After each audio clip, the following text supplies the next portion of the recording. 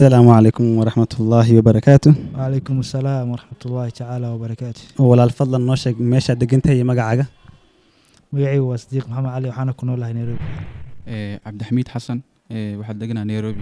magacaygu waa Cali waxaan ku noolahay Nairobi. Cabdullaahi Cabdiqaadir waxaan ku noolahay magaalada Nairobi. Muxudiin Sheekh Xasan Nairobi. channel kala dhaho roolka yoolka rajada waliya maqashay. yoolka rajada waa maqlay ka midna waa ahay. maxaa qabatiin? waxaan qabanaa barnaamijyo podcast kuwaasaan isku dhaafsanayno fikradaheena aan bulshada wax ugu tarayno. waa arkay waa garanaa. waan maqlay ka midna waan ahay. garanaa si fiican oo garanaa. waa maqashay bis. waan la socdaa. waa la socotaa ma sha Allah. waan maqlay qaybnoon ka ahay. horta kugu dambeysay oo farxad sax aad dhintid goormiyeed? farxad sax goortii ugu dambeysay aad dareemo isla maantadan ahayd.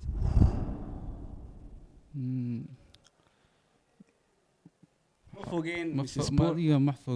fogeen soo ma sababta ma noo sheegi kartaa mise waa personal? farxad sax ah waxaan maleynaa aroor walba farxad sax waan dareemaa. aroor walba markaa soo sax aan dareemaa. okay markaan arkay inaan si nabad caafimaad qabto soo kac 3 isbuuc ka hor. 3 isbuuc ka hor. sababtana maxay ahayd? qaas bay tahay. qaas bay ku tahay. good idea ma sha Allah. casirkii maanta casirka waaw taad way dhowdahay. ma noo sheegi kartaa mise wax khaas adiga ku ah? waa sheeg karaa. hay ma sha Allah la wadaag salaada tukaday. ma sha Allah salaada casr. guurka mise arooska qandaraas waa ma dhiileed ha mise may? guurka sidiisa waa mas'uuliyad waan isfahan labada qof marba is dooranayaan in isku fahmayaan wixii markaas ay ku heshiiyeen ayna diyaar u yihiin in mas'uuliyadaas guurka ay qaadaan.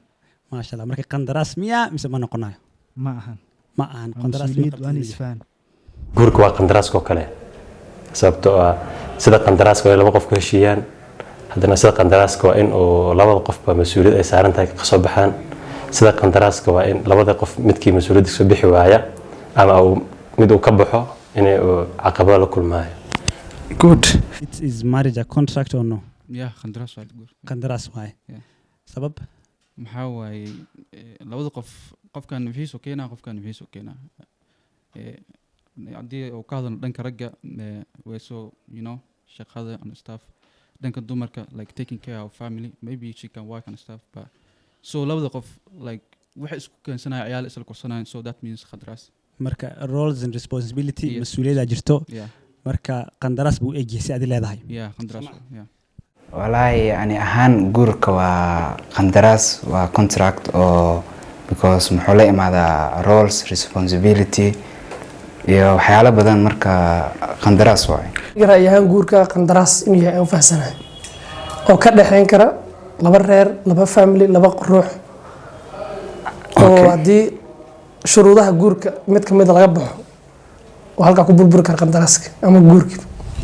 wax ma jirtaa noloshaada oo waqti ku soo maray mise fursad ku soo martay ka faa'iideysan weysay ana maanta kulay ka xun tahay? ha mar dhow mise mar hore ahayd? waxaan aad u fogeen aadna u dhaweyn. okay ma noo sheegi kartaa mise waa personal? hay taas waa ka gudbeynaa. fursad aslaha waa ka shaleeyay ma jirto laakiin waxa jira ficil aslaha waa ka shaleeyay. ficil aslaha waa ka shaleeyay sameey oo ka shaleeytona jira. okay asbaasay uma maleynayo inay jirto. okay jirta waqti ku dhaafay uma maleynayo inaan noloshayda waqti soo lumiyay ama waxaan ka